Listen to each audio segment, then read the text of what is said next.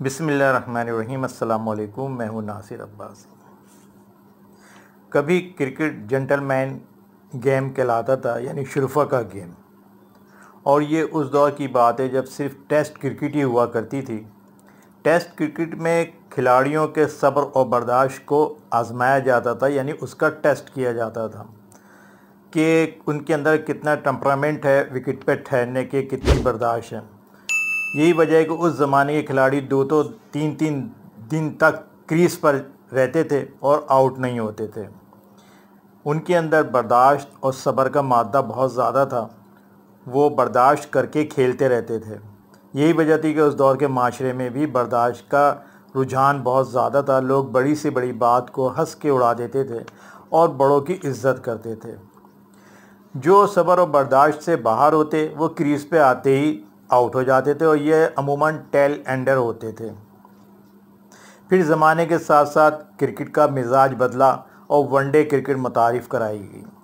इसमें पहले 60-60 ओवर्स का मैच होता था, फिर उसको 50-50 ओवर तक महदूद कर दिया। हर टीम को 50 ओवर्स खेल के रन बनाने होते थे और एक ही दिन में ये मैच ख़त्म हो जाते थे और नतीजा भी आ जाता था।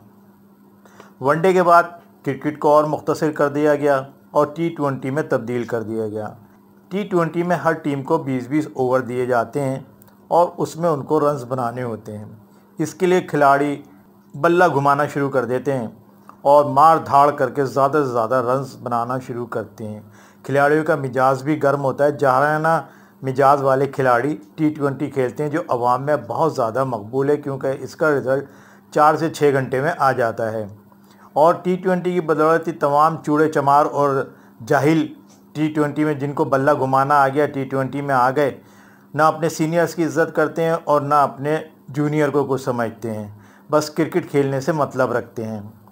T20 ने ही माशरे पे गहरे असरात मुरतब किए हैं अदम बर्दाश्त के, क्योंकि अब हर आदमी T20 की तरह ज़िंदगी गुजारना चाहता है। वो जल्द से जल्द कम से कम वक्त में ज़्यादा से ज़्यादा दौलत कमाना चाहता है, कम से कम वक्त में अपनी मंजिल पे पहुंचना चाहता है। अगर गाड़ी में है और आगे वाला ज़रा सुस्त चल रहा है तो हॉर्न बजा बजा के उसका नाक में दम कर देगा कि मुझे रास्ता दो, मुझे फ़ौरन पहुंचना है। और अगर कोई एड्रेस मालूम करने के लिए ज़रा रुक जाए तो पीछे के गाड़ी वाले हॉर्न बजा बजा कर आसमान सर पे उठा लेते हैं कि हमें रास्ता दे दो, हम निकल जाएं, हम अपनी मंजिल पे पहुंच जाएं। अगर किराए के घर में रहता है तो हराम और हलाल जल्द से जल्द कमाकर अपना घर करना चाहता है। अदम बर्दाश्त की एक मिसाल ये भी है कि माशरे में बुज़ुर्गों का एहतराम भी ख़त्म हो गया। अगर बुज़ुर्ग बच्चों को डांट दें तो वो उल्टा उनके ऊपर चढ़ जाते हैं, या अगर कोई बुज़ुर्ग जा रहे हैं और पीछे मोटरसाइकिल पे जा रहा है तो पीछे उसके हॉर्न बजाएगा।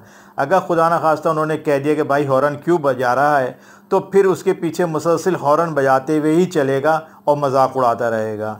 ये अदम बर्दाश्त अब ख़ानदानों में भी आ गया है। ख़ानदान में ज़रा सी बात के ऊपर रिश्तेदारी ख़त्म कर दी जाती है, एक दूसरे की शक्ल तक देखना गवारा नहीं करते।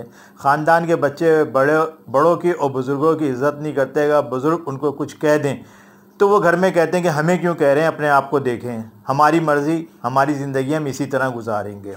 अदम बर्दाश्त का एक सानिया गुज़श्ता दिनों नई कराची के सेक्टर 5D में पेश आया, जहाँ कुछ बदमाश लड़के लाइट जाने के बाद रोज़ाना रात को क्रिकेट खेलते हैं सड़क के ऊपर, और सड़क के किनारे बने हुए घर भी हैं। लाइट जाने की वजह से इन घर की ख़वातीन बाहर अपने दरवाज़ों पे बैठ जाती हैं, बातें करती हैं, लेकिन ये बदमाश लड़के क्रिकेट भी खेलते हैं और औरतों पे आवाज़ें भी कसते थे।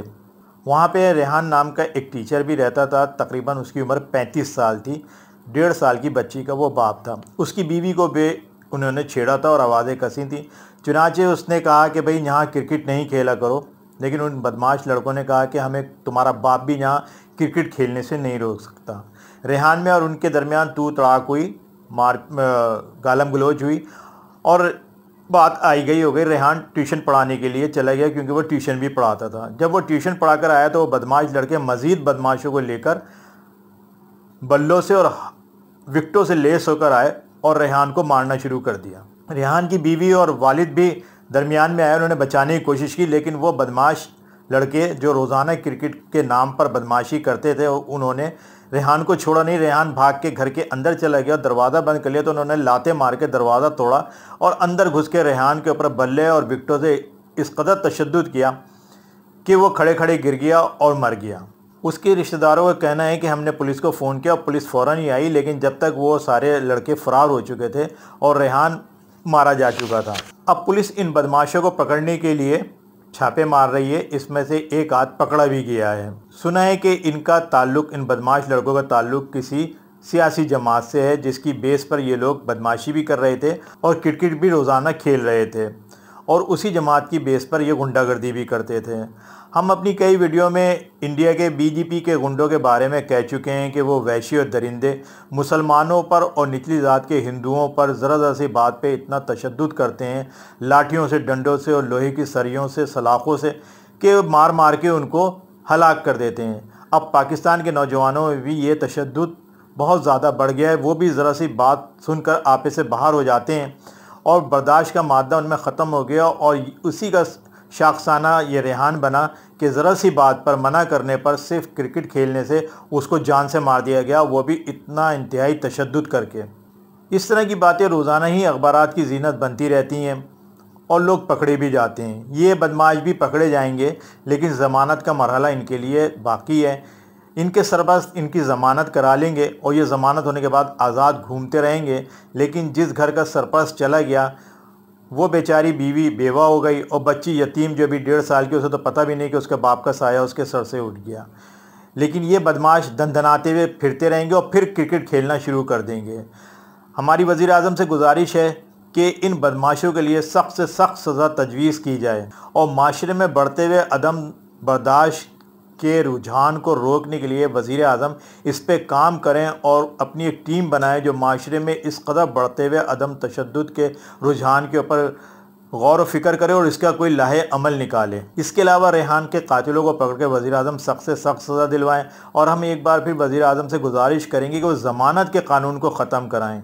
ये ज़मानत का कानून जो है मुजरिमों और मुलजिमों के लिए एक तोहफ़ा है, तहफ़्फ़ुज़ का बेमिसाल तोहफ़ा है जो उनको मिल जाता है और वो आज़ाद हो जाते हैं। इसी ज़मानत की बदौलत से मुल्क के बड़े बड़े बदमाश, कातिल, लुटेरे, डाकू आज़ाद घूम रहे हैं और अपने अपने ऐश-कदों में ऐश कर रहे हैं। हमारी आज की बातें अच्छी लगी तो लाइक करें, सब्सक्राइब करें हमारे चैनल को, कमेंट ज़रूर दीजिए। हमें फ़ेसबुक पे भी फॉलो करें, उसका लिंक हम नीचे डिस्क्रिप्शन में दे रहे हैं। हमें इजाज़त दीजिए। अल्लाह हाफ़िज़।